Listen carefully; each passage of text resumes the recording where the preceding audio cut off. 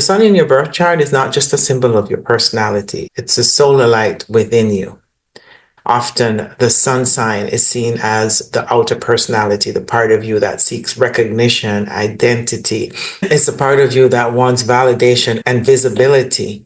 But at the higher level, the sun represents the true self, the inner spiritual center, the divine spark of who we are. It is your core essence.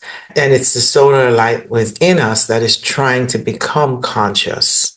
And this is why not just the sun sign is important, but also the house placement, because this is the area of life where consciousness is learning to awaken, express itself, and embody the authentic self. So when we're looking at the sun in each house, we're not only asking, what are the traits of my sun sign in this house? We're asking, where is my light trying to become conscious? Where am I learning to live from my authentic self inside a conditioned personality, a conditioned self?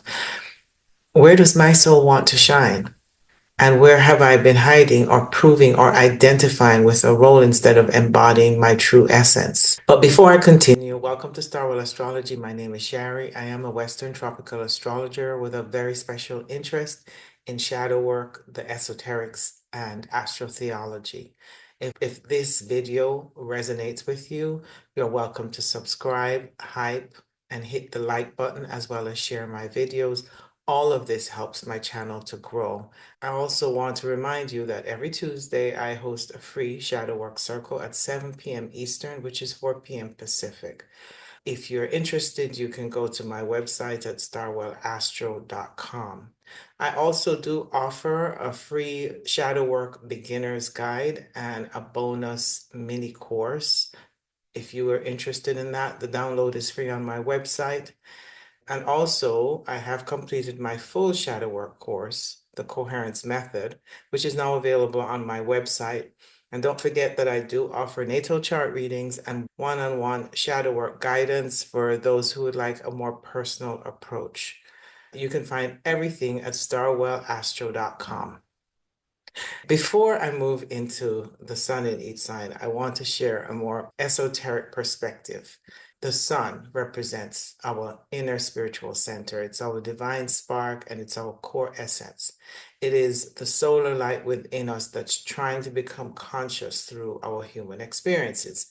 And this is symbolically represented based on the sign and the house it falls in within your natal chart. So the deeper question we might ask is not simply what is my sun sign and what house does it fall in? The deeper question is what kind of light came through me and in what specific area of life does that light want to shine? And with this in mind, when we think of the sun sign and the house placements, we might ask, what is my pure essence beneath the role I learned to play? What is the core essence beneath the emotional patterns I inherited? And what area of life will this play out through?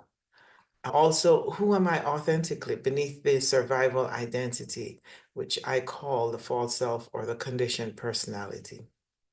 Who am I beneath everything I become in order to feel safe, accepted, loved, and understood? Because many of us are not living from the purest essence of our sun sign.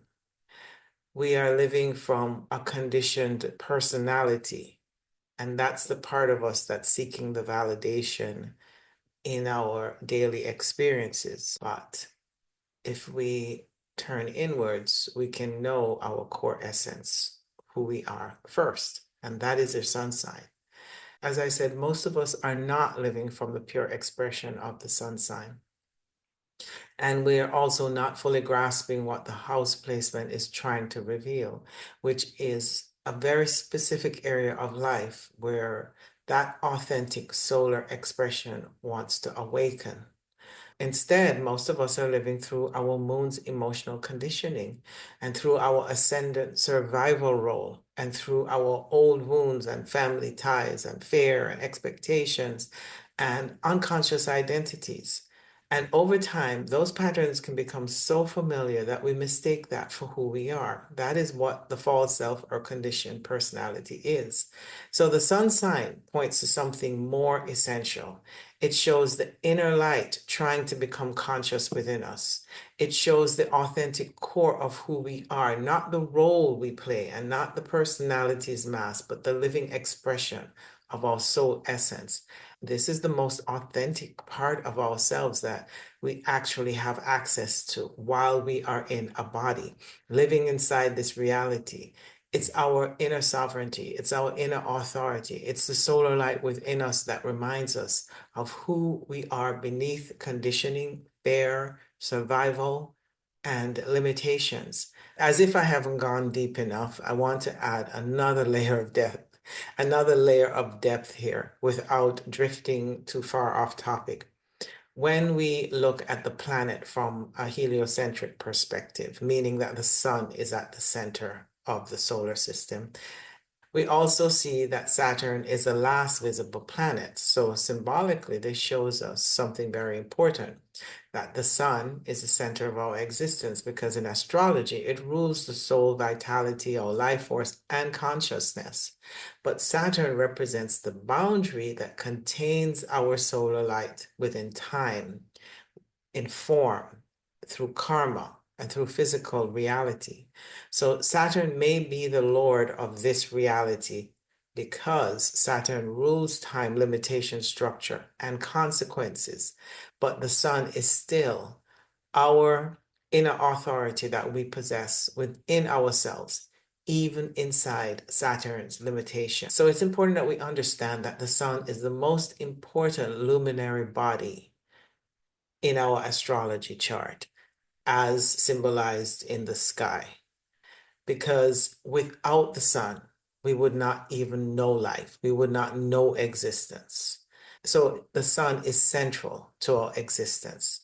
So even if the light of that life is captured in the boundaries of time, the sun is still the source of vitality, it's still the source of consciousness, and it is the divine light within every human being. And in astrotheology, the sun is also being connected to life, illumination, resurrection, the divine consciousness, and the Christ principle, the light within the human being that remembers its divine order and inner sovereignty. So when we're looking at the sun in each house, we're not only asking, what are the traits of my sun sign in this house? We're asking, where is my light trying to become conscious? Where am I learning to live from my authentic self inside a conditioned personality, a conditioned self? Where does my soul want to shine? And where have I been hiding or proving or identifying with a role instead of embodying my true essence? Before I move through each sign, I just want to say this. I know it's common for people to skip straight to their own placements. And of course, you can do so if you choose. But if you really want a deeper understanding of the sun in each house in this video, I highly recommend that you listen to the introduction first, because the introduction is not just extra information. It gives a deeper framework that helps you understand astrology beyond the surface level. And this is where we move beyond traits and personality, and we begin to understand the sun as the solar light, the true self, and the inner essence trying to become conscious through the human experience. Of course, coupled with my shadow work methods, this becomes more apparent and clear to us. So as we move through each house, just keep this in mind. So now let's begin with the sun in the first house. So when the sun is in the first house, the solar light is trying to awaken through identity, through presence, through self-expression, and through the way the person enters life. The first house is the house of the self, the body, the physical presence. It's also the instinctive way you meet the world, and it's the first impression you give to others. And it's also how others see you. So when the sun falls here, there's usually a strong life force, a strong presence, and there's a very strong need to become someone in a visible way. This person is not here to hide. So the gift of this placement is that the sun in this first house can be confident, courageous, optimistic, self-directed, very inspiring, and naturally visible. Those people can become very good leaders because their light is meant to be embodied directly. They often carry a presence that other people notice, even when they're not trying to be noticed. And depending on sign that the sun falls in, this can be expressed in different ways. If the sun falls in a fire sign, which is Aries, Leo, or Sagittarius, then this placement with the sun in the first house can be very bold and courageous and expressive and very direct. If the sun falls in one of the earth signs, which is Taurus, Virgo, or Capricorn, then the sun may express itself through a very steady, grounded presence that feels competent and practical and committed. Now, if the sun falls in an air sign, which is Gemini, Libra, or Aquarius, this person may express themselves through ideas and communication and social presence, as well as they have a lot of mental confidence. And if the sun happens to fall in a water sign, which is Cancer, Scorpio, or Pisces, then this may express itself through emotional presence, through intuition, and being able to sense things, a very sensitive placement, or they may have a deep energetic impact. Now, with harmonious aspects, this placement can support vitality and confidence, as well as good health and a stronger connection to the body and life force. Because when the sun is in the first house of the physical self, when it is well supported, the person may have easier access to their own energy and confidence, as well as their sense of direction. But the shadow side is that this person can over identify with their outer self, the image, the appearance, the personality, or the need to be seen. There can be a competitiveness or a desire to be validated by being seen in some way. This placement likes the center, can like the center of attention. They may dominate conversations, especially if it falls in an air or fire sign. And they may also come across very overpowering because the solar force is strongly expressed through the personality. So there can be a natural need to express themselves, to be acknowledged, to be recognized, and to feel that their presence matter. And so the ego can form very strongly around the question, who am I?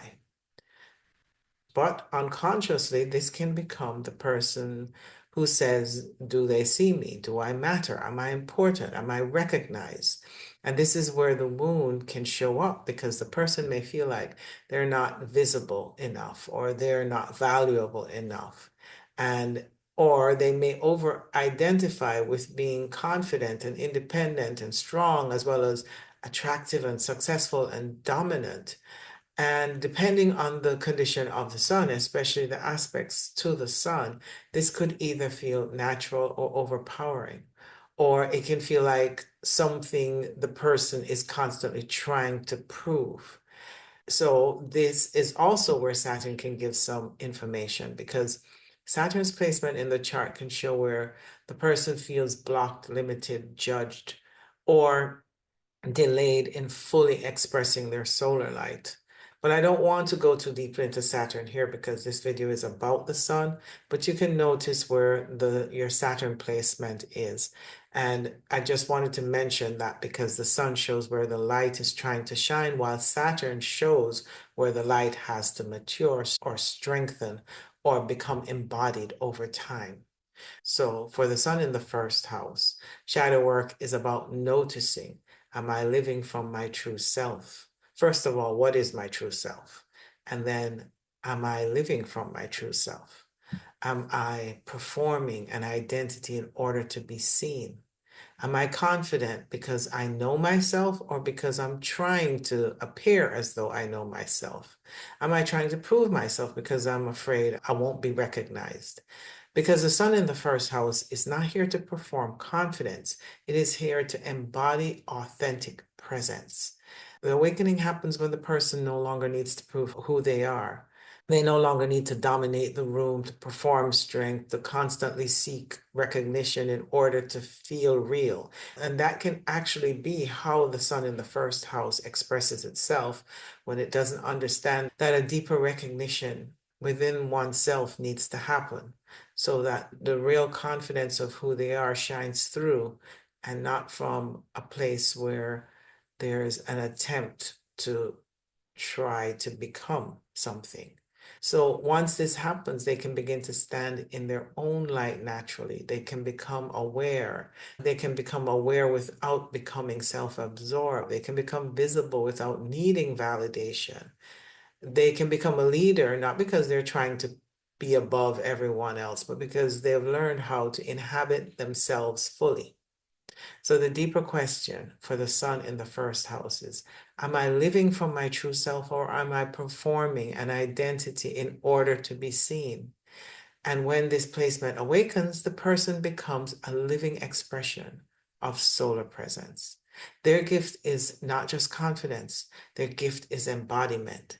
They are here to show what it looks like when the light of the soul is allowed to come through the body, the personality, and the presence without apology. Sun in the second house. Now let's move into the sun in the second house. But again, before I move into this placement, I want to remind you that if you skip straight through to your house, I do recommend that you go back and listen to the introduction because the introduction gives a deeper framework for understanding the sun beyond your personality traits and surface level astrology. The sun is not just showing where we express ourselves, it's showing where our inner light, life force, and authentic self are trying to become conscious through human experience. And so when we look at the sun in the second house, we're not only looking at money, possessions, and material things, we're looking at where the solar light is trying to awaken through value, through self-worth, through stability, through resources and embodiment, as well as our relationship we have with the material world. So the second house is the house of money, possessions, personal resources. It's our talents, our values, our self-worth, and the things that gives us a sense of security. So when the sun falls here, the person's light is trying to become conscious through the building of inner and outer value. Now, this can create someone who is very focused on the material world, and not necessarily in a shallow way, but because the soul is learning something important about stability, security, and physical reality. Those with the sun in the second house often need to feel grounded, and their real work is to find a strong connection to the body, to the senses, to nature, to comforts and food and music and pleasure and money, or the things that make life feel stable and enjoyable. However, this first needs to happen on an internal level. The stability needs to happen first within themselves. So at the gift level, the sun in the second house can be grounded and steady and loyal, as well as practical and very sensual and productive and resourceful. And there can be good vitality here, especially when the sun is well aspected, because the life force is connected to the body and the senses, as well as the ability to feel rooted in physical reality. This person may enjoy comforts as well as quality and beauty and the simple pleasures of life. This may also be good for building something over time because the second house is not usually a house that moves quickly. It needs to cultivate, it needs to find roots and find a stable foundation. So they value developing slowly to learn what is truly worth holding on to. So this placement can also show natural talents that become part of a person's identity. So they may shine through the ability to build or create, because this is the house of materializing something. So whatever that talent is, they're able to materialize it in some way. They may also naturally want to preserve material things. And a lot of the preserving is because they want to make it valuable. The shadow side of the sun in the second house is that the person may over identify with material security because there may be a desire to reach outside for the things that they think they need to anchor into or possess or hold or own or stabilize in, when in fact the stability needs to come from within. So they need to begin to believe that their worth does not come from what they have or how much money they have or how much money they make or how attractive they feel or how stable they appear or how much they can provide.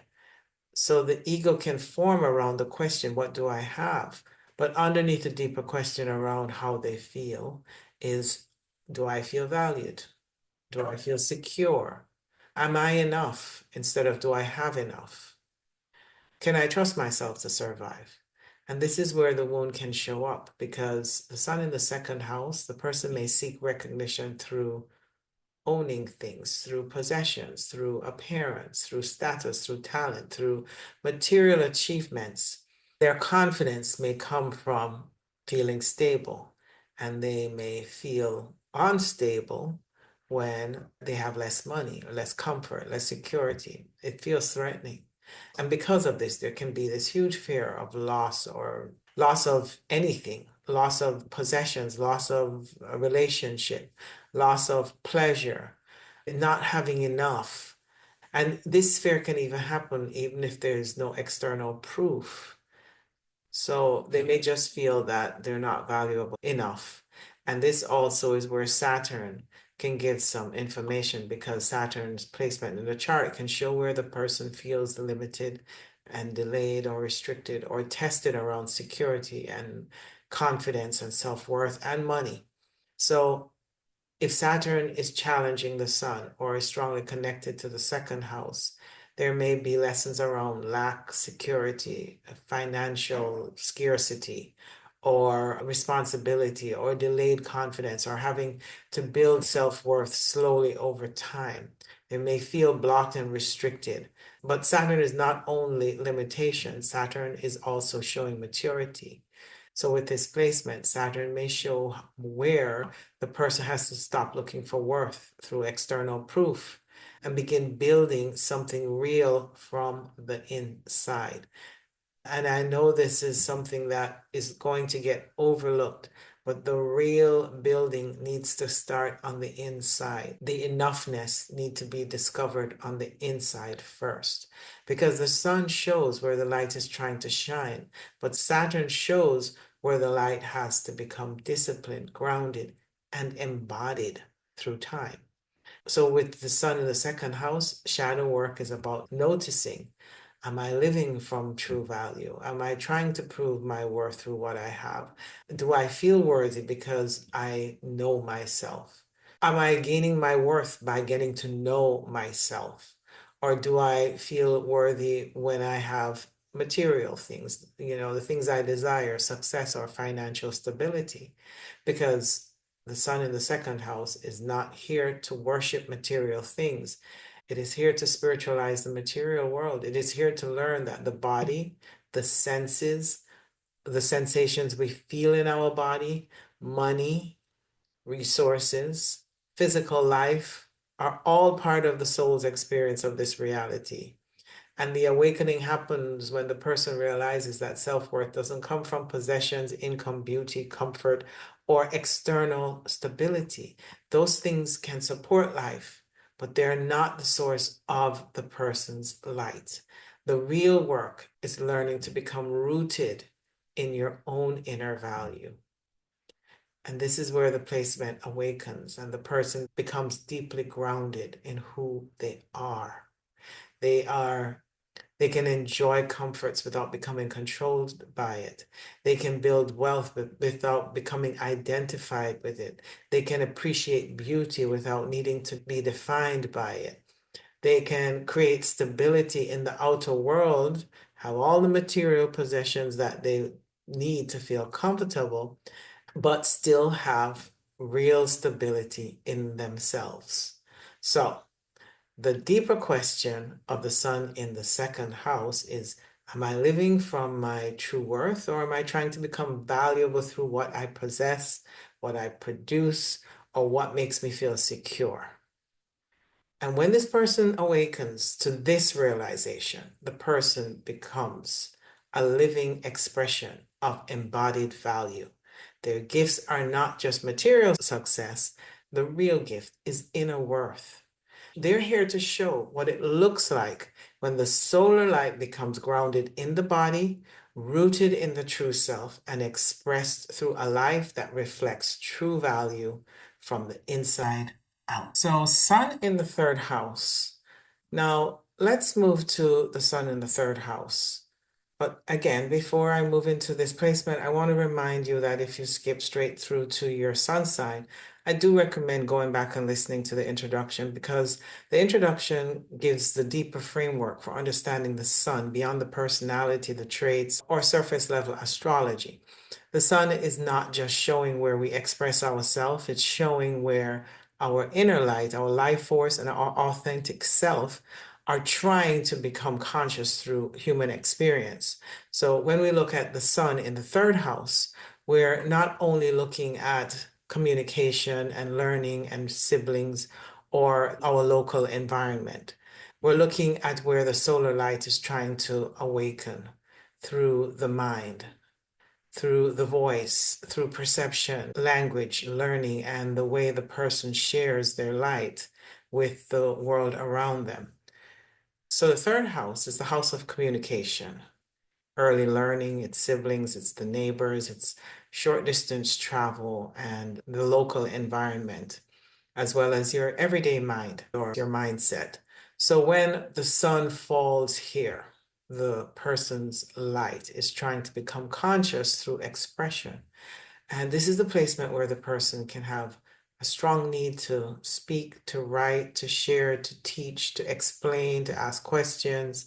This placement tends to enjoy social media. Either they're posting or they're always scrolling on social media because it keeps the mind active. But there can also be a very present quality to the sun in the third house, surprisingly, because although their minds are very active, they are very interested in what's happening. And when you're interested, your focus gets directed into your interests. And so that makes them more present, because then the curiosity allows them to stay aware of their surroundings. So the curiosity they have that drives their interest keeps them very focused on what's right here and now. And this also is why they're not so future oriented, unless there are other placements in the chart that says otherwise. The natal chart is more nuanced than me just speaking about the pure archetype of a placement. It's always a blending of different influences. So their light comes from their immediate environment. It comes through conversation, through thought, through language, through ideas, through the exchange of information.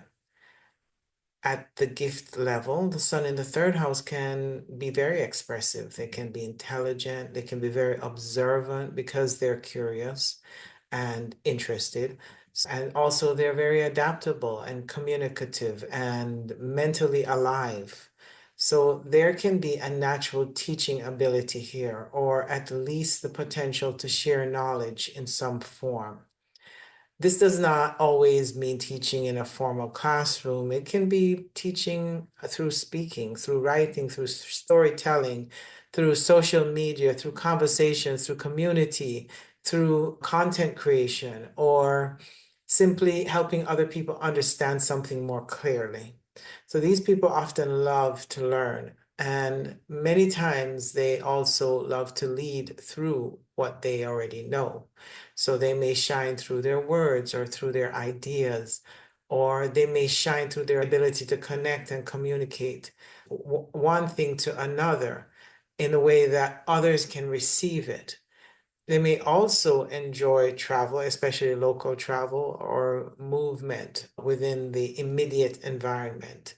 So they like errands and running around, and they like staying in the community and socializing and making short trips between each place and exploring local places or being connected to the community in some way. But the shadow side is that the person can over identify with the mind, the voice, and their intellect, or the need to be heard. Because the sun is shining through the house of communication, the ego can form around the question, do I know enough? But underneath the deeper question may be, do people hear me? Are people listening? Is my voice important? Am I intelligent? Or does my thoughts and ideas even matter? So the wound may show up through feeling unseen or mentally unheard or misunderstood, sometimes feeling even dismissed or not taken seriously, seen as too wishy-washy or unfocused. And this may create a need to talk more, explain more, prove more, be more intelligent, or to dominate conversations to show how much information you have. So they're constantly seeking information to help them feel more secure in themselves. So sometimes with the sun in the third house, a person may identify so strongly with their thoughts and opinions that they forget the deeper self beneath the mind. In other words, they feel completely identified with their ideas of themselves. They can become attached to being smart, being informed, being clever, being articulate, being mentally interesting. And so, depending on the sign that the house falls in, this can express differently. So, in the fire signs, such as Aries, Leo, and Sagittarius, this house can communicate with passion and confidence and directness. As a matter of fact, they may take over conversations, interrupt abruptly, just to put their point across. Now, with earth signs such as Taurus, Virgo, and Capricorn, the sun may communicate in more practical, grounded ways and try to be useful in that way. Always have a plan and instructions and steps that they feel are necessary to get their point across. Now, the air sign, an air sign sun would be Gemini, Libra, or Aquarius. They may be especially mental, very social, very curious, very idea driven. They may have lots of ideas that they want to share. They may want to teach it in some way. There can be a strong focus on gathering information. Now, with a water sign sun in the third house, that would be Cancer, Scorpio, and Pisces. So their communication can be more around their feelings, their intuition, what they remember, or their emotional perception of reality.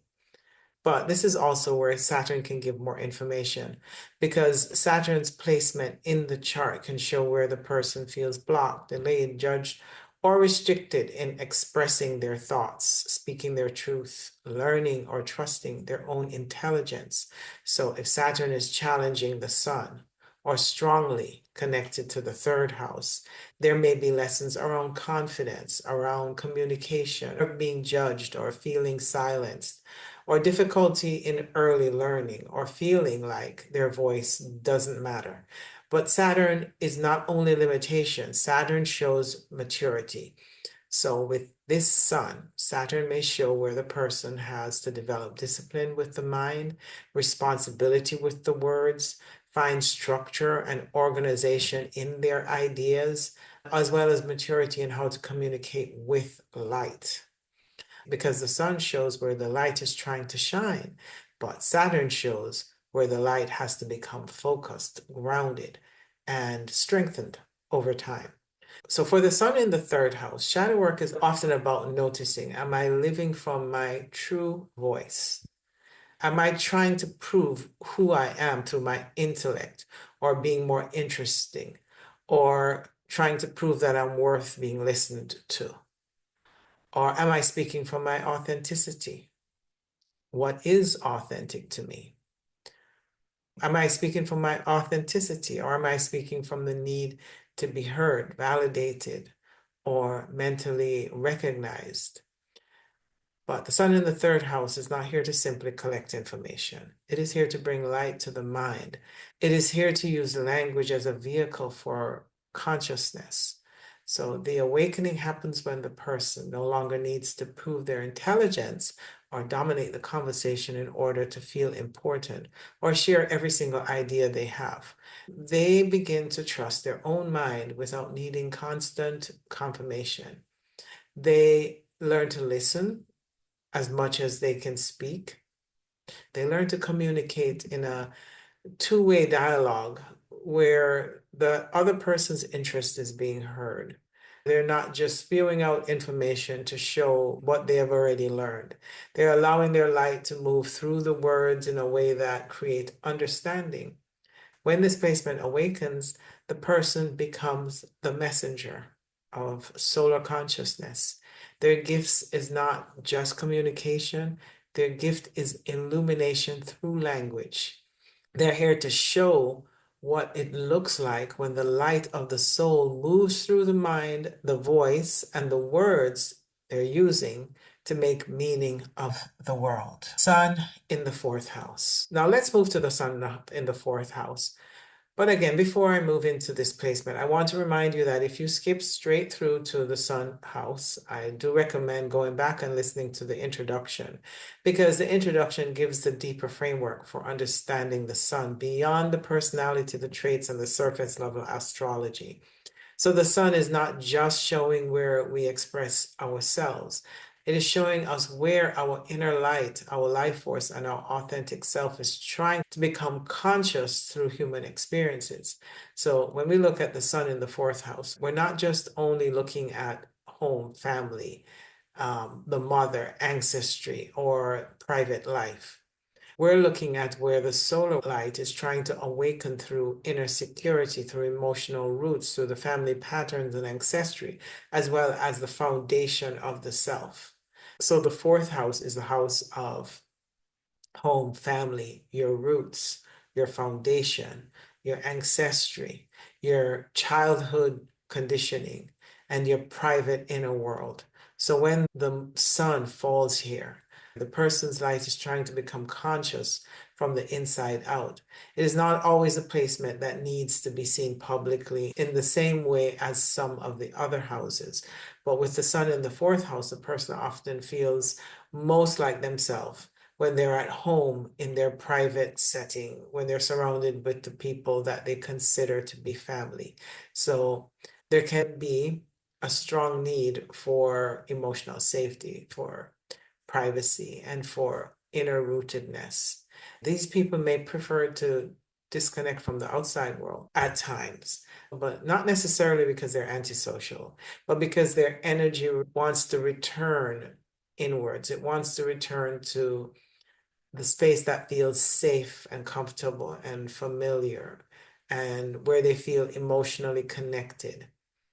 At the gift level, the sun in the fourth house can be nurturing, can be protective and emotionally aware. They're loyal, they're intuitive, very family oriented, and deeply connected to their roots.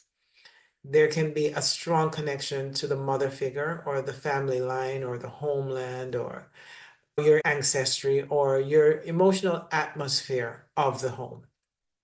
So this person can carry the light of the family in some way. Sometimes they become the center of the family because the sun is your solar energy, and your sun being there could make you the center of your entire family. Because sometimes they're the ones that's holding the memory, the history, the emotional truth, or the deeper story of where they come from. So there can also be a strong desire to create a home that reflects who they are. So their home may not just be a place where they live, it could be an extension of their identity. It may be the place where the solar light feels protected enough to shine. So the shadow side is that the person can become overly identified with the family, the past, the mother, the home, the emotional patterns they inherited, which is what we call karma. So because the sun is shining through the house of roots, then the ego can form around the question, where do I belong? But underneath that, the deeper question may be, am I safe? Am I loved? Do I feel connected to the people that's around me? Do I have a place that feels like home where I can really be myself and put my roots down? So this is where the wound can show up, because when the sun is in the fourth house, the person may feel that their identity is tied to their family history. So they may carry the family expectation, the ancestral patterns, the emotional burdens, or the unconscious role they play in the home. So they may become the caretaker or the protector or the emotional center, as well as the one responsible, or they may even feel like they're the invisible one or the one who holds everything together and no one really sees, because the sun is in the lowest part of the chart. So it's in a private place. So over time, they may even feel confused that their family role is truly who they are. And this placement can begin to create a strong attachment to the past. They may feel the desire to return to what feels familiar, even when that familiarity is not healthy. So the person may have to ask themselves, am I rooted in my true self, or am I rooted in my family patterns? Am I creating a home through an authentic self? Or am I repeating the emotional atmosphere I came from? Because the sun in the fourth house is not here to just stay trapped in the past. It is here to bring light to the roots. It is here to become conscious of the emotional foundation beneath the personality. And this is where Saturn can give some information, because Saturn's placement in the chart can show where the person feels limited or burdened or restricted or responsible in the relationship to the home, the family, how they feel safe or emotionally secure. So if Saturn is challenging the sun or is strongly connected to the fourth house, there may be lessons around feeling unsupported or emotionally restricted or parentified or disconnected from family, or having to build inner security slowly over time. But Saturn is not only limitation, Saturn also shows maturity. So with this placement, Saturn may show where the person has to stop looking for safety only through the family and the home, as well as their past, and begin creating a new inner foundation that cannot be taken away because it's their own. Because the sun shows where the light is trying to shine, but Saturn shows where the light has to become strong enough to stand within reality. So for the sun in the fourth house, shadow work is about noticing. Am I living from my true inner self? Am I living from the emotional identity I inherited? Am I connected to my roots in a healthy way? Or am I defined by the family role I've learned to play my whole life? Or do I even know who I am beneath my family history? Because the sun in the fourth is not here to reject the family or the ancestry or the past. It is here to become conscious of what has been inherited. So the awakening happens when the person realizes that home is not only a physical place. Home is an inner state. It is the ability to feel rooted in the self. Home is a place within us where the soul feels safe enough to shine. And this is an internal process. So when this placement awakens, the person no longer needs to disappear inside the family patterns or hide from the outside world in order to feel safe. They can honor their roots without becoming controlled by them. They can live with their family without losing themselves in the family identity. They can create a home that reflects their true essence and not just their conditioning. So the deeper question for the sun in the fourth house is, Am I living from my true inner foundation, or am I trying to identify with the family role, the past, the emotional pattern I inherited? And when this placement awakens, the person becomes a living expression of the inner light. So their gift is not just family connection, the gift is rootedness. So they end up having a very strong foundation from which their solar light can shine. So they can show what it looks like when solar light descends into the emotional body, heals at the root, and becomes a true inner home. Sun in the fifth house. Now let's move to the sun in the fifth house. But again, before I move into this placement, I want to remind you that if you've skipped straight through to your sun house, I do recommend going back and listening to the introduction because the introduction gives a deeper framework for understanding the sun beyond the personality, the traits, and surface level astrology. So the sun is not just showing where we express ourselves, it's showing where our inner light, our life force, and our authentic self is trying to become conscious through human experience. So when we look at the sun in the fifth house, we're not only looking at our creativity and romance and children and pleasure or having fun, we're looking at where the solar light is trying to awaken through joy and creative expression and confidence and play and passion and the courage to live and let the self be seen. So the fifth house is the natural house of the sun. And this is a great place for you to have your sun in your natal chart because it's the house of creativity, self-expression, romance, pleasure, children, play, entertainment, and the joy of life. So when the sun falls here, the solar light has a very natural place to express itself. This can give you true access to your authentic self. This is a placement where the person may have a strong need to be creative and to enjoy life and to express themselves and to feel the vitality of being alive. So they can have a natural brightness here, a natural charismatic appearance, or a natural desire to shine.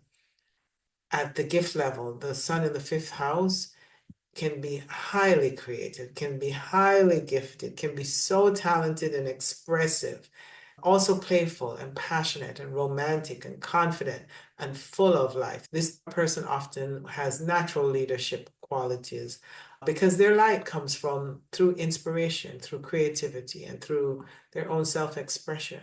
So they can lead through art and performance and teaching and entertainment, entrepreneurship. And the entrepreneurship usually comes from something they're passionate or gifted at. Also working with children or simply through the ability to bring joy and warmth and confidence into the room. This can be someone who just loves life. They can enjoy the pleasure and beauty and romance and fun and celebration. They always want to go out and have fun and be entertained and have parties and creatively express themselves. And anything that helps them to feel connected to the spark of life within them. So they may also be willing to take risks, and but not always in a reckless way. Sometimes it is, but not always. But this can also become unconscious because fifth house is connected to courage, to the courage to express what is inside, to create something, to love someone, to be seen, to perform, to take a chance, to follow your joy. And all of that requires risk. So when the sun is here, the soul is learning through risk. It is learning through the courage to express light openly. But the shadow side is that the person can over identify with being special or talented because it comes so easy. So they may over identify with being desired or admired, or because they're so creative and because they're the life of the party, there's over identification with that. But the sun is meant to shine in the house of self expression. But the ego can be formed around this desire to be special. So they may always ask, am I special? But underneath that, the deeper question may be, do people notice my light, or am I loved for who I am? Am I being admired and wanted? Am I allowed to express myself fully? And this is where the wound can show up, because the sun in the fifth house, with the sun in the fifth house, the person may feel that they have to perform their light in order to be loved. They may seek attention through romantic gestures, through showing off their talents, through pleasure seeking, over dramatizing or exaggerating their self expression. So they may become overly attached to being admired or chosen, or over identified with their own uniqueness. And if they don't feel seen, they may feel rejected at a very deep level. So the shadow in this placement is not creativity itself. The shadow is when creativity becomes performance for validation. The shadow is not wanting to be loved. The shadow is when the person feels they only exist when someone is watching, when someone is applauding, and when they feel desired or recognized for what they're doing. So this placement can also become pleasure seeking when the person is disconnected from their deeper self. They may chase romance and excitement and sex and fun and taking risks and everything to just feel alive. But true aliveness does not come from constant stimulation. True aliveness comes from being connected to the solar light within. And this is very different from external pleasure seeking. It's great to enjoy those things, but finding your own aliveness internally is something most of us are not aware of how to do, or that this already exists within us as a divine spark. So this is also when Saturn can give more information, because Saturn's placement in the chart can show where the person feels limited, blocked, judged, or delayed or even restricted around their own creativity and joy and romance, as well as pleasure and self-expression. So if Saturn is challenging the sun or strongly connected to the fifth house, there may be lessons around fear of being seen. So this actual self-expression could be blocked by Saturn. So their creative inhibitions could feel restricted, or they may have difficulty receiving joy, or they may feel judged for their own self-expression, or feel like they have to earn the right to shine. But Saturn is not only limiting, Saturn also shows maturity. So with this placement, Saturn can show where the person has to develop discipline around their gifts, around their responsibility, as well as the risks that they take to do this in a responsible way, and the pleasure that they seek to find it inside themselves. So they need to express their light first from within, recognize that from within, because the sun shows where the light is trying to shine, but Saturn shows where the light has to become steady, embodied, and creative in a real way over time. So for the sun in the fifth house, the shadow is about noticing, am I living from true joy, or am I performing joy so I can be seen? Am I creating from the soul, or am I creating to be admired? Am I taking risks because my heart is alive? Very different from chasing excitement because I feel empty without it. Because the sun in the fifth house is not here to seek attention for the sake of attention. It is here to express the radiance of the soul. It is here to remember joy as a spiritual force. The awakening happening within the person no longer needs applause to trust their light. They no longer need romance, validation, pleasure, or to be admired to feel alive. Instead, they begin to create because creation itself is the expression of their inner light. Very different. They begin to love because the heart is open. Very different. They begin to enjoy life because joy becomes a natural overflow of their connection to self. Very different. When this placement awakens, the person becomes a living expression of their solar creativity. So they can shine without needing. And I actually think this is one of the luckiest placements to have your sun. And if it's positively aspected, all the more because this is the house of the sun, and you can receive your own inner light from this placement in a way that feels inspired and joyful. The natural illumination in your soul, so you can shine without needing to compete, and you can create without needing approval, and you can enjoy the pleasures without being controlled by it. Or you can be playful without losing your depth. And you can lead others by reminding them that life is not only meant to be survived, it is meant to be lived. And so the deeper question for the sun in the fifth house is, am I living from my true creative joy, or am I performing my light in order to be admired, desired, or seen? And then when this placement awakens, the person becomes a living expression of joy. Their gift is not just creativity, their gift is radiance, natural inner radiance. They're here to show what it looks like when the solar light moves through the heart, the creative spirit, and the joy of being alive. So now the sun in the sixth house. So now let's move to the sun in the sixth house. But again, before I move into this placement, I want to remind you that if you skip straight to the sun in the house, I do recommend that you go back and listen to the introduction, because the introduction gives a deeper framework for understanding the sun beyond the personality to the trait or the surface level astrology. The sun is not just where you express yourself, it is showing you where your inner light, your life force, and your authentic self are trying to become conscious through the human experience.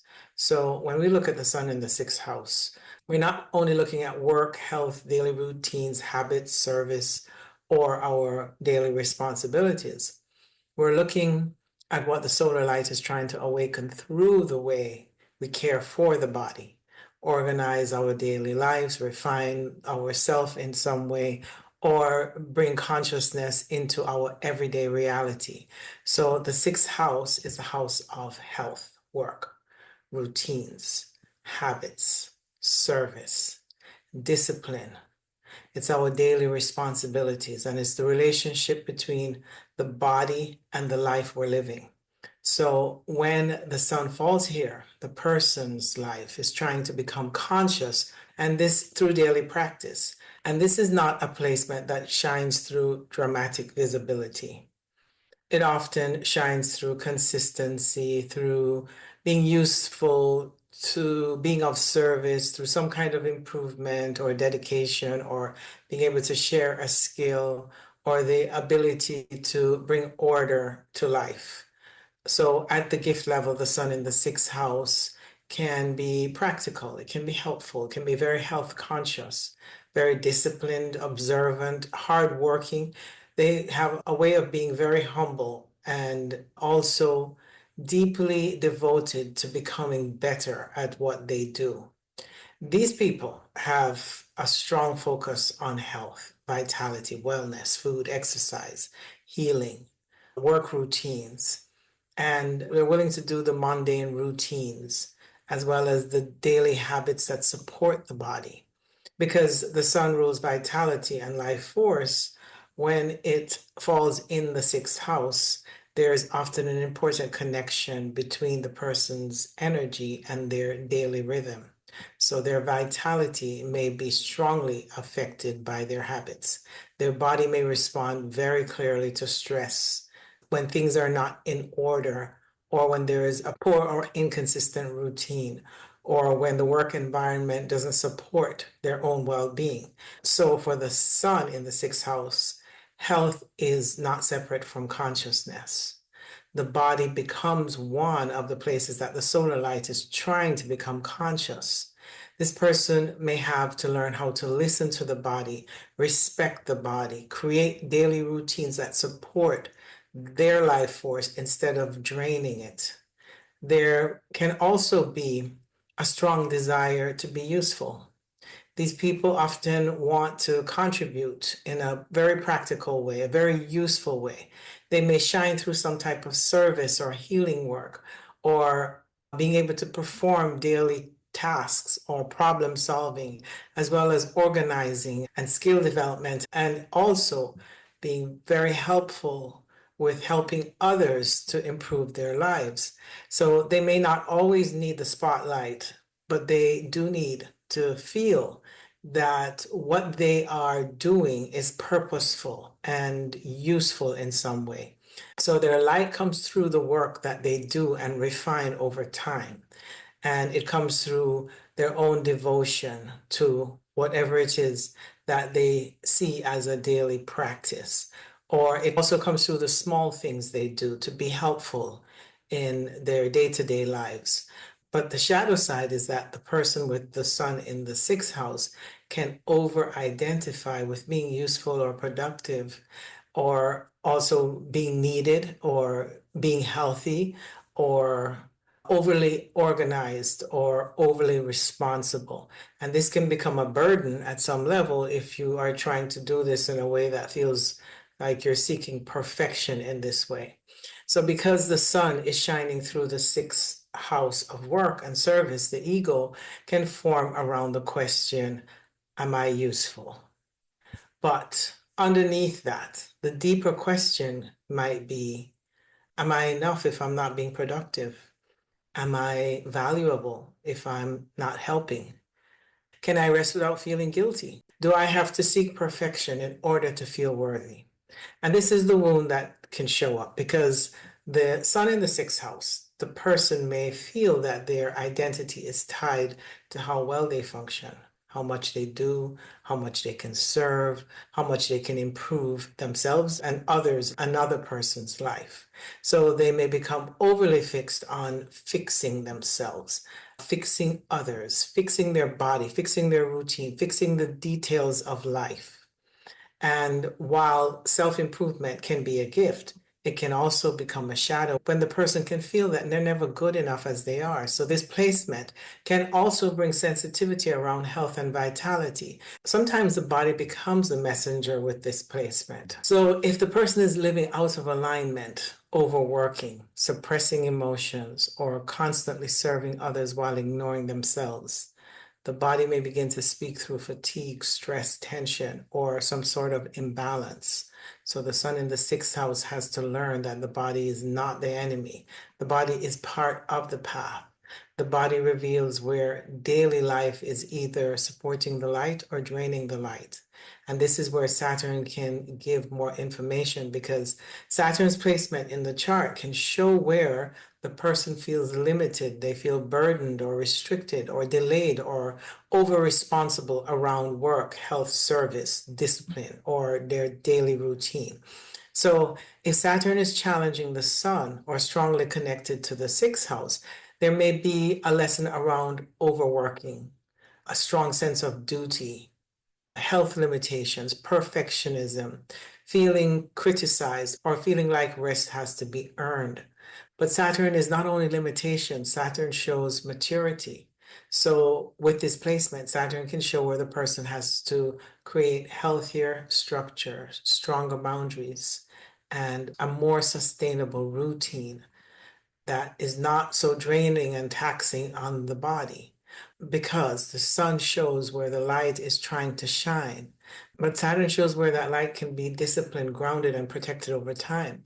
So for the sun in the sixth house, shadow work can be about noticing, am I living from true devotion or am I trying to prove my worth by being useful? Am I caring for my body or am I controlling my body because I don't feel safe inside it? Am I serving for love or am I serving because I feel guilty when I choose myself? Because Sun in the sixth house is not here to become a trap in work and duty and perfectionism and endless self improvement. It is here to bring light to the ordinary. It is here to spiritualize daily life. It is here to understand that healing is not only something that happens in the dramatic moment. Healing also happens through the habits we choose, the routines we create, the food we eat, the rest we allow, the work we devote ourselves to, and the way that we show up in our body and for our body every day. So the awakening happens when the person realizes that their worth is not based on productivity, and their light does not have to be earned through service. Their body does not have to be in perfect order to be sacred. And when this placement awakens, the person becomes deeply aligned with the routine that supports their life force. They can work without losing themselves in the work. They can serve without abandoning themselves. They can improve without criticizing others, as well as caring for the body without the need for controlling it. The deeper question for the sun in the sixth house is, am I living in a way that supports my life force? And am I using work, service, health, or routine to prove my worth? And when this placement awakens, the person becomes a living expression of embodied devotion. Their gift is not just service, their gift is sacred refinement, because they're here to show what it looks like when the solar light enters the body, the work, the daily rhythm, and the ordinary details of life. Sun in the seventh house. Now let's move to Sun in the seventh house. But again, before I move into this placement, I want to remind you that if you skip straight to your Sun house, I do recommend going back and listening to the introduction, because the introduction gives a deeper framework for understanding the Sun beyond the personality traits and the surface level astrology. So the Sun is not just showing where we express ourselves, it's showing where our inner light, our life force, our authentic self is trying to become conscious through human experience. So when we look at the sun in the seventh house, we're not only looking at marriage, relationships, partners, and other people. We're looking at where the solar light is trying to awaken through connection, reflection, intimacy, equality, and the mirror of relationships. So the seventh house is the house of partnership, marriage, commitment, contracts, relationships, open enemies, and the way we meet ourselves through another person. So when the sun falls here, the person's light is trying to become conscious through relationships. And this is a placement where the person may feel more fully alive when they're connected with others. They may be very relationship oriented, partnership oriented, or deeply aware of how other people see them. So they may naturally attract strong personalities in their life because the sun's light is being reflected through the house of the other. At the gift level, the sun in the seventh house can be warm and charming, as well as very relational and diplomatic. They can be loyal and cooperative and deeply aware of the partnership dynamics. This placement can be very good at working with others. They may shine through counseling or advising or mediating, as well as client work and dealing with the marital dynamics or business partnerships or public relations, or any path that where they learn how to meet another person with awareness. So there can also be leadership qualities here, but it may not always show in a direct, independent way like it does in the first house, because with the sun in the seventh house, leadership often comes through relationship. So they can lead through some kind of cooperation or being able to be fair in some way, or lead in a way that helps others to feel seen, understood, or acknowledged. And because the seventh house is the opposite of the first house, this placement teaches the person that the self is discovered through the mirror of others. But the shadow side is that the person can over identify with relationships, with partnerships, with approval, with how they are perceived by others, because the sun is shining through the house of the other, and the ego can form around the question, who am I in a relationship? So the deeper question could be, who am I in relationship? But beneath that, the deeper question is, Am I chosen? Am I loved? Am I wanted? Am I accepted? Do I exist more fully when someone else sees me? And this is where the wound can show up, because with the sun in the seventh house, the person may seek their identity through another person and may feel more confident when they are partnered or desired or admired or reflected positively by others. But if the relationship becomes unstable, they may feel like their own sense of self becomes unstable too. So the shadow is not relationship itself. The shadow is where the person needs another person to confirm their identity. The shadow is when they lose themselves in the other, or the shadow is when they become so focused on being loved and chosen or accepted or validated that they discount their own solar center. So this placement can also bring projection, because the seventh house is the mirror. The person may project their own light onto other people, and they may attract people who seem confident, powerful, self-assured, because those qualities are trying to be acknowledged within themselves. Sometimes they may admire those qualities in another person. Sometimes they may compete with those qualities. And sometimes they may feel overshadowed by these qualities. But either way, the relationship is showing them something about their own solar light.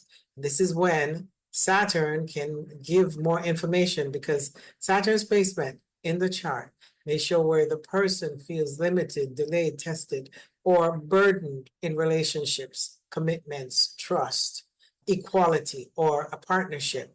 So if Saturn is challenging the sun or strongly connected to the seventh house in some way, there may be a lesson around relationship delays, fear of commitments, attracting unavailable partners, feeling judged by others, or carrying too much responsibility in a relationship, or also feeling like love has to be earned.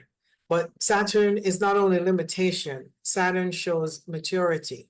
So with this placement, Saturn may show where the person has to develop boundaries or emotional responsibility, or a more mature understanding of what partnerships really mean. Because the sun shows where the light is trying to shine, but Saturn shows where the light has to become strong enough to remain centered within reality. For the sun in the seventh house, shadow work is about noticing, am I living from my true self in a relationship? Or am I becoming what I think another person wants me to be? Am I choosing connection for authenticity? Or am I seeking partners because I don't feel whole on my own? Or am I seeing the other person clearly, or am I projecting my own light, my own wounds, my own unmet needs onto them? Because the sun in the seventh house is not here to disappear in relationships. It is here to become conscious through relationships. It is here to learn that true partnerships does not require self-abandonment. And the awakening happens when the person realizes that relationships are not meant to replace the self. Relationships are meant to reveal the self. So when this placement awakens, the person can love without losing themselves. They can partner without abandoning their own center. Or they can cooperate without becoming codependent. They can be seen by another person without needing that reflection in order to feel real. And they can meet others from a place of inner wholeness instead of looking for another person to complete the part of them that they have not yet claimed. So the deeper question of the sun in the seventh house is, am I living from my authentic self in relationships, or am I using a relationship to find the self I have not yet embodied? And when this placement awakens, the person becomes a living expression of conscious partnerships. Their gift is not just relationship, their gift is reflection. So they're here to show what it looks like when the solar light learns to meet another person without losing its own center. Sun in the eighth house. Now, let's move to the sun in the eighth house. But again, before I move into this placement, I want to remind you that if you skip straight to your sun house, I'd recommend going back and listening to the introduction, because the introduction gives the deeper framework for understanding the sun beyond the personality, beyond traits, and beyond surface level astrology. So the sun is not just showing where we express ourselves, it's showing where our inner light, our life force, our authentic self is trying to become conscious through human experience. So when we're looking at the sun in the eighth house, we're not only looking at intimacy and shared resources, other people's money, death, rebirth, or transformation. We're looking at where the solar light is trying to awaken through the hidden self, the emotional truth, psychological depth, healing and surrender, and parts of life that require us to let go beneath the surface. So, this eighth house placement is quite challenging, I think, because the eighth house is a challenging house. So the eighth house is the house of shared resources, intimacy, trust, merging together in some kind of union, inheritance. It's debt, taxes, trauma, shadow work, crisis, death, rebirth, and deep psychological transformation. So when the sun falls here, the personal light is trying to become conscious through depth. And this is not a light that always shines in an obvious or surface way. With the sun in the eighth house, the solar light often has to pass through the shadow, through fear, through vulnerability. So when we look at the sun in the eighth house, we're not only looking at intimacy, shared resources, and other people's money, as well as death, rebirth, or transformation. We're looking at where the solar light is trying to awaken through the hidden self, through the emotional truth, through psychological depth, healing, surrender, the parts of life that require us to go beneath the surface. So this is not an easy placement. So the sun in the eighth house is the house of shared resources, intimacy, trust, merging, inheritance, can be debt, death, rebirth, taxes, trauma. It's the house of shadow work, as well as crisis and deep psychological transformation. So when the sun falls here, the person's light is trying to become conscious through depth. This is not a light that always shines in an obvious or surface level way.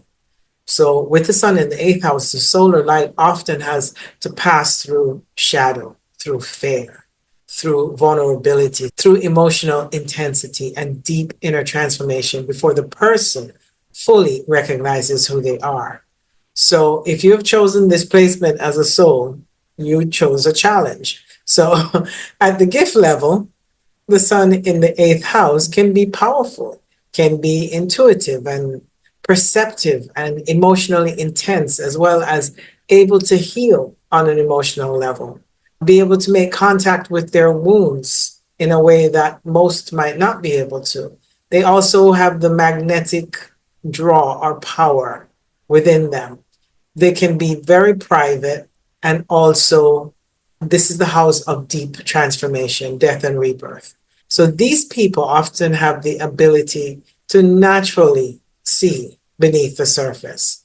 They may sense what others are hiding, what is not spoken, what is emotionally charged, and what is happening underneath the outer personality.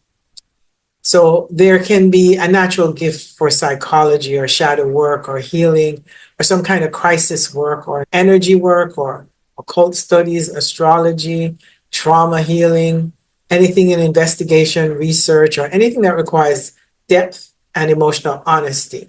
This placement can also bring a strong connection to shared resources. So the person may learn a lot through money that is connected to other people, through marriage, finance, through business partnerships, through inheritance, through debt, through taxes, through investments, or through financial entanglements. But even with shared resources, the deeper lesson is not only about money, it's about trust, it's about power, it's about dependency and vulnerability, it's about control and the emotional energy that gets charged when we merge our life with another person.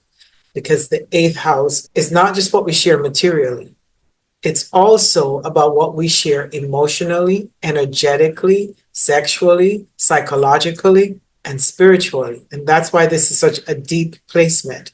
So when the sun is here, the person may go through experiences that force them to confront the deeper layers of themselves. They can end up having more crisis than the average person. And this is happening in a way that brings intensity in their lives to show them something much deeper in themselves. So they have to face the fear around loss and betrayal or abandonment or fear of intimacy or fear of control or the fear of emotional exposure. But through those experiences, the solar light becomes stronger because the sun in the eighth house is here to bring light into the hidden places. But the shadow side is that the person can over identify with intensity and crisis, as well as control and pain and secrecy and suspiciousness and also emotional survival because the sun is shining through the house of shadow. So the ego can form around the question, can I trust?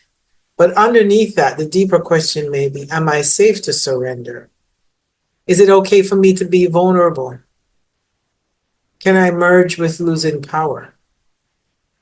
Can I trust another person without losing myself? Can I survive what has been hidden?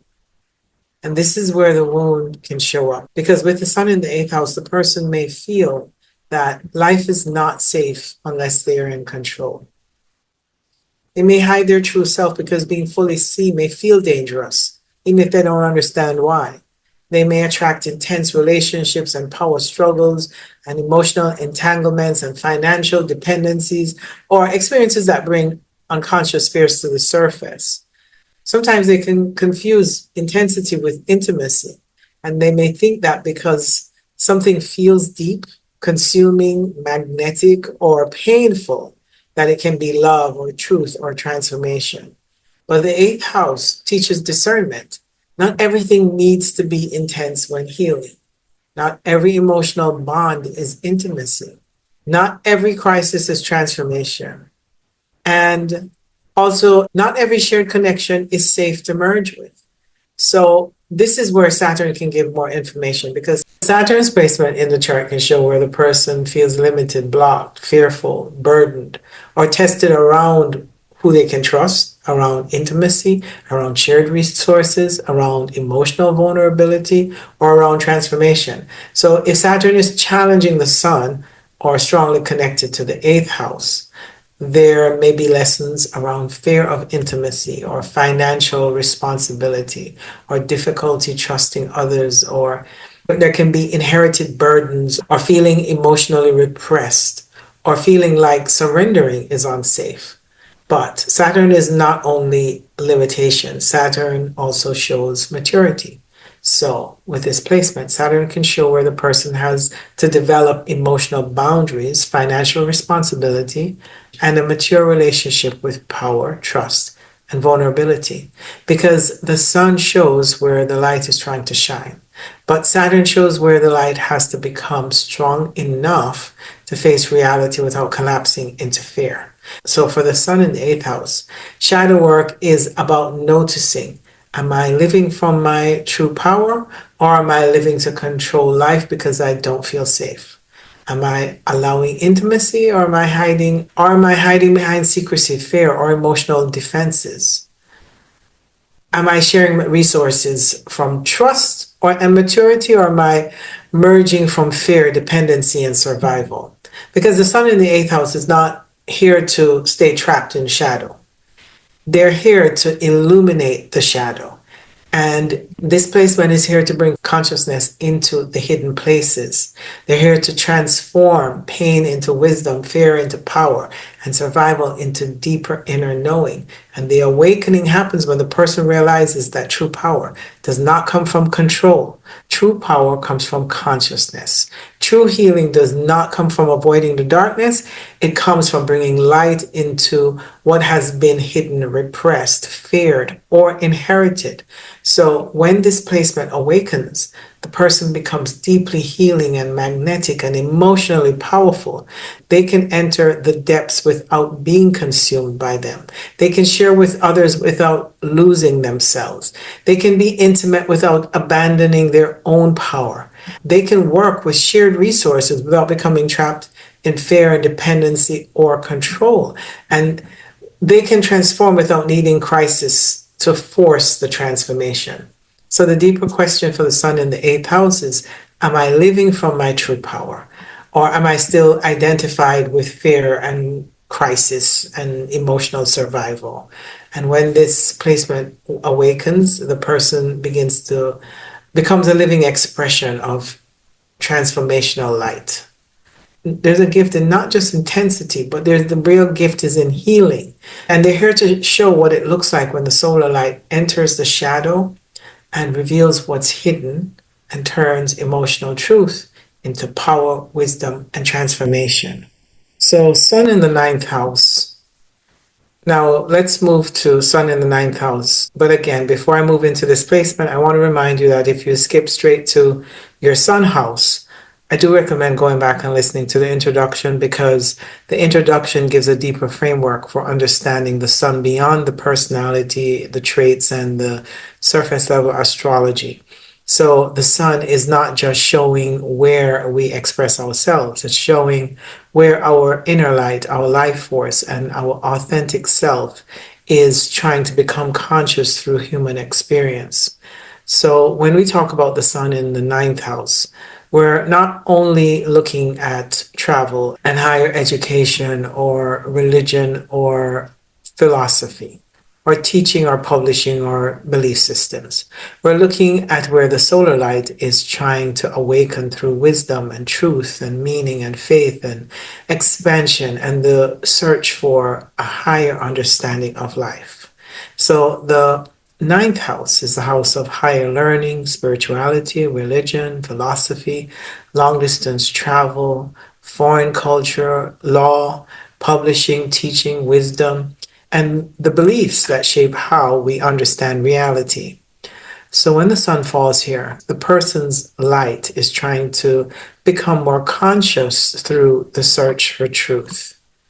This is a placement where the person may feel most alive when they're learning, exploring, teaching, traveling, studying, questioning, or expanding beyond the world they were born into. So they may have a deep need to understand the meaning behind life.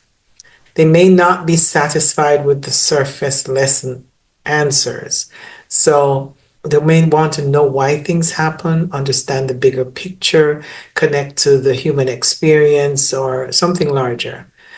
At the gift level, the sun in the ninth house can be wise and optimistic and philosophical. They're also inspirational and adventurous and open minded and truth seeking and naturally drawn towards growth. There can be a strong connection to teaching and guiding, as well as publishing, speaking, writing, spiritual studies, religion, exploration, astrology, metaphysics, law, travel, or any path that expands consciousness. These people often have a natural ability to see life from a higher perspective. And by the way, the sun in the ninth house is very happy here because this is a Sagittarius ruled house. This tends to be a more optimistic placement for the sun. So they may be able to take personal experiences and turn it into wisdom. They may also be able to inspire others because they carry a sense of faith and possibility and meaning. So with the sun in the ninth house, a person's light often grows stronger when they're exposed to different cultures, different teachings, different lands, different philosophies, or different ways of seeing the world. So travel can be very important here, especially long distance travel, because the soul is learning through expansion and exploration. So even if they don't travel physically, they may travel through the mind, through study, through books, through spiritual practices, through philosophy, and through seeking deeper knowledge. And also this placement can have teaching ability. They may be here to share wisdom, not information. Unlike the third house is connected to communication and everyday learning and the immediate environment, while The ninth house is seeking higher meaning. So with the sun here, the person may shine by helping others see the bigger picture. But the shadow side is that the person can become over identified with their beliefs, their truths, their knowledge, their spiritual perception, because the sun is shining through the house of higher truths. The ego can form around the question, what do I believe? And underneath that, the deeper question may be, do I know the truth? Is my way the right way? Do I need to be certain in order to be safe? Am I wise? Am I spiritually advanced? Am I allowed to trust my inner guidance? And this is where the wound can show up, because with the sun in the ninth house, the person may attach their identity to a belief, a teacher, a philosophy, a religion, a culture, a spiritual path, or the need to be right. So they may become so identified with what they believe that they struggle to remain open to other perspectives. Or they may go through periods where their beliefs collapse. And when that happens, they may feel like the whole of their identity has collapsed with it. So this placement can also create spiritual superiority if it's unconscious. So the person may believe that they have found the truth and then use the truth to judge others who are on a different path. But the higher expression of the ninth house is not dogma, it's wisdom. And that wisdom needs to dominate. Wisdom illuminates. So the shadow is not belief itself. The shadow is when belief becomes identity. The shadow is when the person needs certainty more than truth. And when the shadow is when the person needs spirituality, knowledge, philosophy, and avoid humility or emotional honesty or facing the unknown. So this is also where Saturn can give more information, because Saturn's placement in the chart can show where the person feels limited, delayed, tested, or restricted around faith, truth, education, travel, teaching, spirituality, or trusting their own wisdom. So if Saturn is challenging the sun or strongly connected to the ninth house, there can be a lesson around rigid beliefs, around religious conditioning, or fear of being wrong, or blocked opportunities for education or travel. Or they may feel like they have to earn the right to teach or share wisdom. But Saturn is not only limitation, Saturn shows maturity. So with this placement, Saturn can show where the person has to develop humility, discipline, and responsibility with knowledge, because the sun shows where the light is trying to shine, but Saturn shows where the light has to become grounded in truth, not just belief. So for the sun in the ninth house, shadow work is about noticing, am I living from true wisdom, or am I attached to being right? Am I speaking truth? Or am I using belief to feel superior, safe, or certain? Am I expanding my consciousness? Or am I holding on to philosophy because I'm afraid of not knowing? Because the sun in the ninth house is not here to blindly follow a belief system. It is here to awaken the inner teacher. It is here to discover truth through direct experience, through higher learning, through humility, and through the willingness to keep expanding. So the awakening happens when the person recognizes the truth is not something they possess. Truth is something they continue to grow into. But when this placement awakens, the person becomes a living expression of wisdom. They can teach without preaching. They can believe without becoming rigid. They can travel without escaping themselves. They can study without hiding behind knowledge. They can inspire without needing to be seen as the authority on everything. And they can hold a higher vision while still remaining humble, grounded, and open. So, the deeper question for the sun in the ninth house is, am I living from true wisdom, or am I identifying with a belief system, philosophy, or a vision of truth that makes me feel safe? And when this placement awakens, the person becomes a living expression of higher light. Their gift is not just knowledge, their gift is wisdom. And they're here to show what it looks like when the solar light expands beyond the familiar, searches for truth, and becomes a guiding light of meaning, faith, and higher understanding. Sun in the 10th house. Now, let's move to the sun in the 10th house. But again, before I move into this placement, I want to remind you that if you skip straight through to the sun house, I do recommend going back and listening to the introduction, because the introduction gives a deeper framework for understanding the sun beyond the personality, beyond traits, and beyond surface level astrology.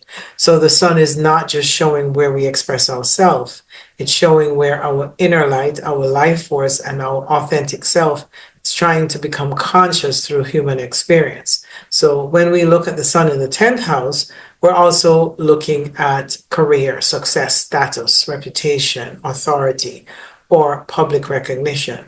We're looking at where the solar light is trying to awaken through purpose, through responsibility and visibility, as well as contribution and the role the person is here to embody in the world.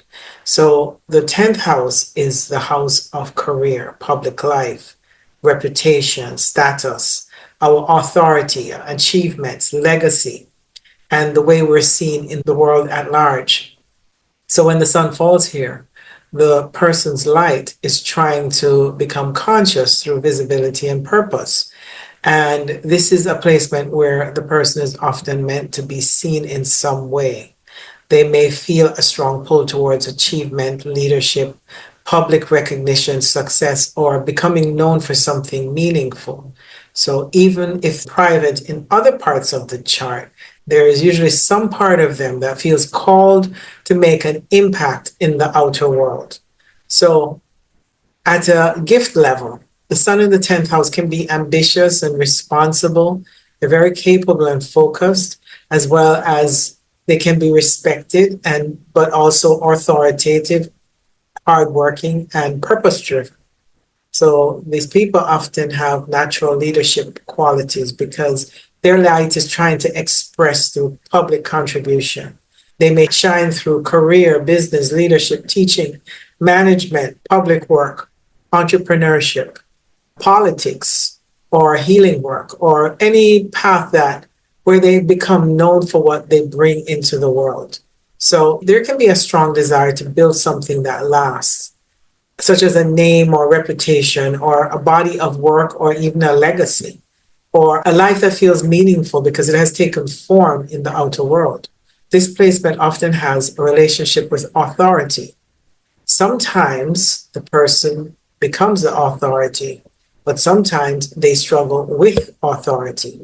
Sometimes they're trying to step out of the shadow of a parent, a father figure, or a public expectation, or a standard of success they inherited.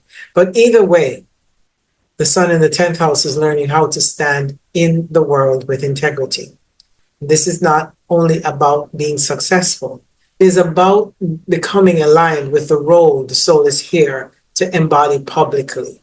So the shadow of this is that the person can over-identify with achievement, status, building a reputation or a public career or some kind of success on how they're seen in the world, because the sun is shining through the house of public identity, and the ego can form around the question, what am I becoming? And underneath that, the deeper question may be, am I respected? Or am I successful? Am I important enough? Am I known enough? Have I proven myself? Do people see my value in the world? And this is where the wound can show up, because with the sun in the 10th house, this person may feel that their worth is tied to what they achieve. And they may feel pressured to succeed, to be respected, to have a title, or to build something visible, or to prove that their life has meaning through accomplishment. And while ambition can be a gift, it can also become a shadow when the person feels that they're only valuable when they're achieving. And they may become overly concerned with image and reputation, or building a strong career path or public approval, or how their life looks from the outside. So they may also carry fear around failure, fear of being judged, of failing, of not living up to the expectations they have put on themselves, and feeling disappointed, or fear of disappointing others, or fear that without success they will not know who they are. And this is also where Saturn can give some information, because Saturn naturally connects very strongly with the 10th house. Saturn's placement in the chart may show where the person feels limited, delayed, tested, burdened, or responsible around success, authority, and career, as well as reputation and public visibility. So if Saturn is challenging the sun or strongly connected to the 10th house, there may be lessons around delayed success, fear of failure, heavy responsibility, pressure from authority figures, or difficulty feeling recognized, or having to work harder over time to build confidence and mastery. But Saturn is not only limitation, Saturn also shows maturity. So with this placement, Saturn may show where the person has to develop discipline, patience, integrity, or a strong relationship with being responsible. Because the sun shows where the light is trying to shine, but Saturn shows where the light has to become real, structured, and respected over time. So for the sun in the 10th house, shadow work is about noticing, am I living from my true purpose, or am I trying to prove my worth through achievement? Am I building through something meaningful, or am I chasing recognition because I'm afraid of being unseen? Am I becoming the authority in my own life, or am I still trying to live up to an image of success that was given to me? Because the sun in the 10th house is not here to simply chase status. It is here to embody purpose. They're here to bring inner light into the outer world in a way that becomes visible, useful, purposeful, and meaningful. So the awakening happens when the person realizes that success is not just about reputation. Success is alignment. Success is living in the way where the outer life reflects the inner truth. When this placement awakens, the person becomes a living expression of authentic authority. They can be seen without being controlled by public opinion. They can achieve without losing their soul in ambition. They can lead without needing to dominate. And they can build without sacrificing their inner life. So ultimately, they can become respected because their work carries integrity, not just image. So the deeper question for the sun in the 10th house is, am I living for my true purpose, or am I trying to become successful in order to feel worthy, respected, or seen? And when this placement awakens, the person becomes a living expression of solar authority. Their gift is not just success, their gift is purpose. And they're here to show what it looks like when the solar light rises into the world, takes form through meaningful work, and becomes a visible expression of the soul's calling. Sun in the 11th house. Now let's move to the sun in the 11th house.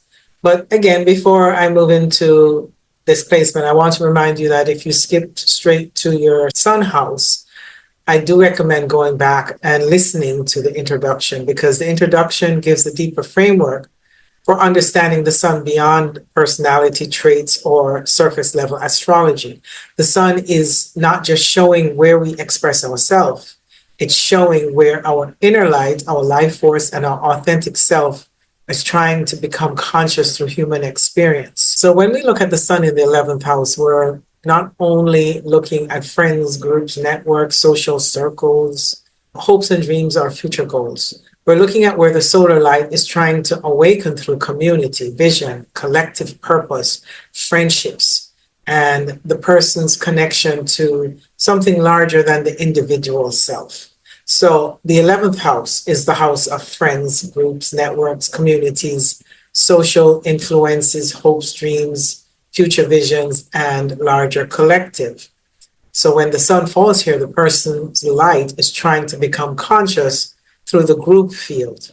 So this is a placement where the person may feel most alive when they're connected to people, to ideas, to movements, to communities or a future vision for something meaningful. So they may have a strong need to belong to something larger than themselves. They may be drawn to groups, organizations, social causes, online communities, friendships, or networks where they can share their light with others. So at the gift level, Sun in the 11th house can be visionary. They can be friendly, socially aware, intelligent, very future oriented, humanitarian, innovative in their ideas, and deeply connected to collective growth. They're here to contribute to collective growth in some way. So these people often have leadership qualities, but the leadership quality here is not always personal or dramatic like the first or the fifth house. So the sun in the 11th house, the leadership comes through community, friendship, ideas, collaborations, or the ability to bring people together around a shared vision. So they shine through teaching groups or leading communities or creating networks or being the visionary, having the vision behind what supports a bigger cause, or building an online platform in some way, or working with an organization and having the broader scope to help also see what is possible for the future. So there can also be a strong interest in humanity and social progress, as well as astrology, technology, alternative ideas, spirituality, or anything that helps expand the collective mind. So this placement can be very connected to the future. The person may be able to sense where things are going before others can. They have a trend setter mind, like they know where the trend is going. So they're here to carry ideas that are ahead of their time. So they may not always feel fully understood in the beginning, because if you have your sun in the 11th house, you often can see beyond the present moment into what the future can hold from a broader scope. But the shadow work is that the person can over identify with the group, the community, the network, and the ideology or the need to belong, because the sun is shining through the house of the collective. So the ego can form around the question, where do I belong? But underneath that, the deeper question may be, do I matter to the group? Am I accepted in the community? Do the group of people I belong to share my vision? Am I being different? Am I too different? Am I included? Am I valuable beyond my personal identity? And this is where the wound can show up, because with the sun in the 11th house, the person may feel that their identity is tied to their friendship and their social circle, or having an audience or followers or a community or the cause that they're connected to. So they may feel more confident when they're accepted by the group, but disconnected from themselves when they feel excluded or misunderstood or outside of the collective. Sometimes this placement can create a fear of being too different, and other times it can create an identity around being different. So the person may either hide their uniqueness in order to belong, or may become overly attached to being the outsider, the rebel, the visionary, or the one who doesn't fit in. And this is where the deeper work begins, because the sun in the 11th house is not here to disappear in the group, but it is also not here to reject the group, just to prove individuality. It is here to bring authentic solar light into the collective field.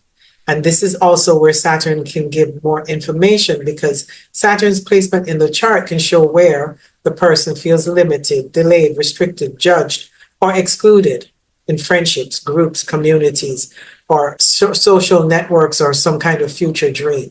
So if Saturn is challenging the sun or strongly connected to the 11th house, there may be lessons about loneliness and social rejection, or difficulty trusting groups, or delayed friendships, or feeling like an outsider, or having to work hard to build long-term community and support. But Saturn is not only limitation, Saturn also shows maturity. So with this placement, Saturn can show where the person has to develop discernment with groups, responsibility with influence, and maturity around who they connect with and what future they help to build. Because the sun shows where the light is trying to shine, but Saturn shows where the sun has to become grounded, committed, and responsible over time. So for the sun in the 11th house, shadow work is about noticing. Am I living from my true vision, or am I trying to belong by becoming what the group wants me to be? Am I sharing my light with community, or am I losing myself in the collective identity? Am I afraid to be different? Or am I using being different as another identity to protect myself? Because the sun in the 11th house is not here to seek approval from the crowd. They're here to bring light into the collective. They're here to remember that individual light becomes stronger when it's shared with others in a conscious way. So the awakening happens when the person realizes that belonging does not require self-abandonment, and they can be part of a group without losing their own center, and they can care about humanity without disconnecting from their own heart. They can be visionaries without becoming detached from the present. They can build community without needing a group to define who they are. So when this placement awakens, the person becomes a living expression of collective light. They can inspire others through friendship, through vision, through ideas, through shared purpose. They can create space where people feel connected, seen, and included. They can bring people together without needing to control the group. And they can follow their future vision without needing someone to understand it right away. So the deeper question for the sun in the 11th house is, am I living from my true vision, or am I trying to find myself through the group, through the community, or through a collective identity? And when this placement awakens, the person becomes a living expression of solar vision. Their gift is not just friendship, their gift is collective purpose. So they are here to show what it looks like when the solar light moves beyond personal identity and becomes a part of a larger vision of community, humanity, and the future. Sun in the 12th house. Now, let's move to the sun in the 12th house. But again, before I move into this placement, I want to remind you that if you skip straight to the sun house, to your sun house, I do recommend going back and listening to the introduction, because the introduction gives a deeper framework for understanding the sun beyond personality, traits, or surface level astrology. So the sun is not just showing where we express ourselves. It is showing where our inner light, our life force, and authentic self are trying to become conscious through human experience. So when we look at the sun in the 12th house, we're not only looking at isolation, solitude, spirituality, hidden enemies, dreams, the unconscious, or things that are hidden from view. We're looking at where the solar light is trying to awaken through surrender, spiritual awareness, compassion, the unconscious mind, or the invisible dimensions of the self. So the 12th house is the house of the unconscious. It's the house of solitude and retreat and dreams and spiritual life. It also holds our hidden patterns, isolation, institutions, karma, ancestral memory, and the parts of ourselves that is not always easy or seen clearly. So when the sun falls here, the person's light is not always obvious. This is not always the placement for someone who immediately knows who they are, because the solar light is there. So it may feel hidden, veiled, or difficult to access in a direct way. So with the sun in the 12th house, a person may need time alone to reconnect with themselves. They may feel overwhelmed by the outside world or easily absorb the energy of others. They may need quiet, solitude, spiritual practice, prayer, meditation, some kind of creative outlet. or time away from the constant noise in order to feel their own light again. So at the gift level, Sun in the 12th house can be compassionate, intuitive, imaginative, spiritual, sensitive. They can be healing and artistic and empathic and deeply connected to the unseen world. These people may have a natural connection to dreams and symbols and spirit, as well as the unconscious or the mystical realms, music, poetry, healing, psychology, astrology, meditation, or spiritual service. So they may not always shine in obvious ways. Sometimes their light works quietly. Sometimes their presence helps others heal without them even realizing it. Sometimes they carry a deep spiritual sensitivity that allows them to feel what others cannot say. This can be a placement of hidden strength because the person may have gone through periods of feeling unseen, misunderstood, isolated, or disconnected from their own identity. But through those experiences, they can develop a deep inner connection to something beyond the personal self. So the 12th house teaches that the self is not only the ego identity, it is also the soul. It is also the inner witness. It is also the part of us connected to the divine, the collective, the unconscious, the invisible field of life. But the shadow side is that the person may feel disconnected from their own solar light. And because the sun is shining through the house of the unconscious, the ego can form around the question, who am I when no one sees me? But underneath that, the deeper question may be, do I have a right to shine? Am I allowed to be visible? Am I from others? Can I exist without disappearing? Can I be spiritual without abandoning my human self? That's a big one for the sun in the 12th house.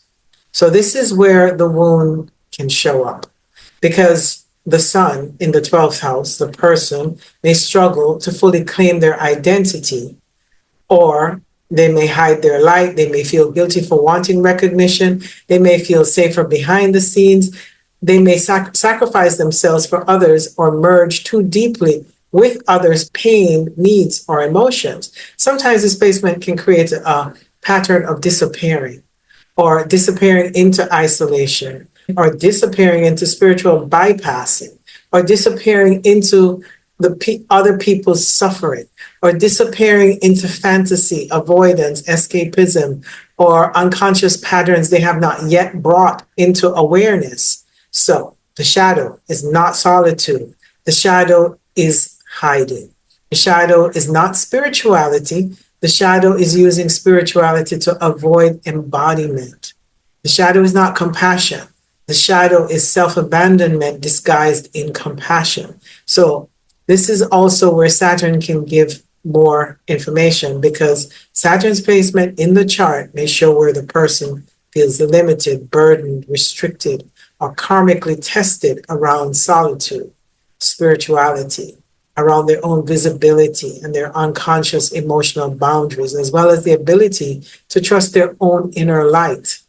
So if Saturn is challenging the sun or strongly connected to the 12th house, there may be lessons around isolation, fear of being seen, unconscious guilt, spiritual heaviness, hidden responsibility, or feeling like light has to remain behind the scenes.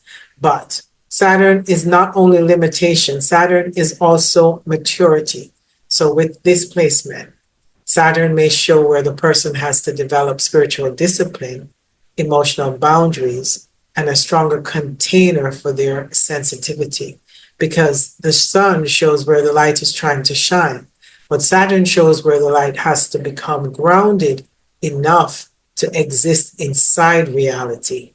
So for the sun in the 12th house, shadow work is about noticing. Am I living from my true spiritual self, or am I hiding because visibility feels unsafe? Am I compassionate, or am I abandoning myself in order to rescue? absorb, or carry others? Am I surrendering or am I escaping? Am I connected to the divine or am I using the spiritual world to avoid the human experience? Because the sun in the 12th house is not here to disappear. It is here to illuminate what has been hidden. It is here to bring consciousness into the unconscious. It is here to remember the soul's light can shine even in silence, in solitude, and in unseen places.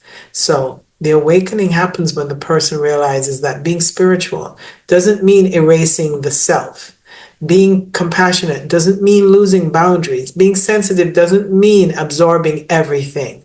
And being private does not mean hiding from life. When this placement awakens, the person learns how to hold their light quietly but powerfully.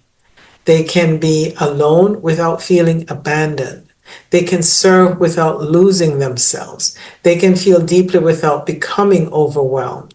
They can connect to the invisible world without disconnecting from the body.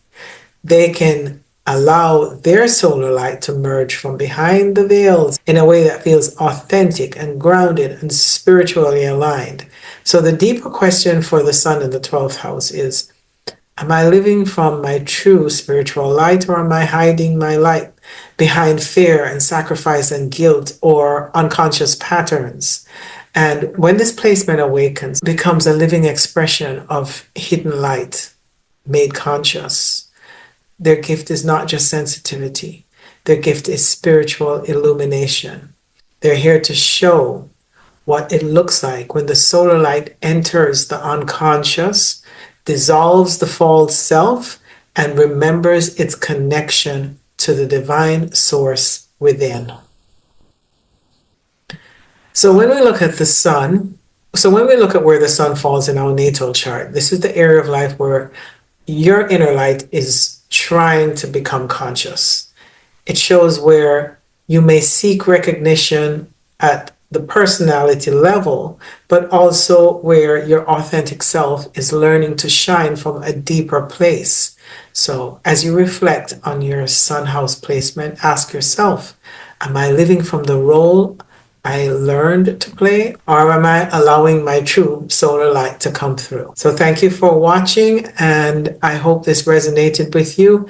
And if so, please don't forget to like, subscribe, hype, share, comment on this video, as well as I want to remind you that I do offer a free shadow work circle every Tuesday at 7 p.m. Eastern, which is 4 p.m. Pacific.